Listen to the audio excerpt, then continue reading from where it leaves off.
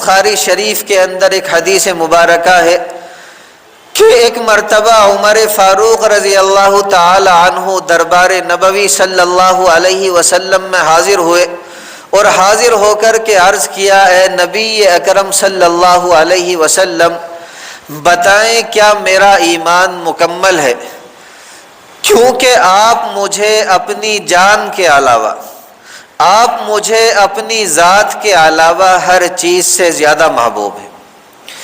آپ صلی اللہ علیہ وسلم نے ارشاد فرمایا کہ قسم ہے اس ذات کی جس کے قبضے میں محمد عربی صلی اللہ علیہ وسلم کی جان ہے، عمر تمہارا ایمان اس وقت تک مکمل نہیں ہو سکتا، عمر تمہارا ایمان اس وقت تک کامل نہیں ہو سکتا جب تک کہ میں تمہیں اپنی جان سے بھی زیادہ محبوب اور پیارا نہ ہو جاؤں۔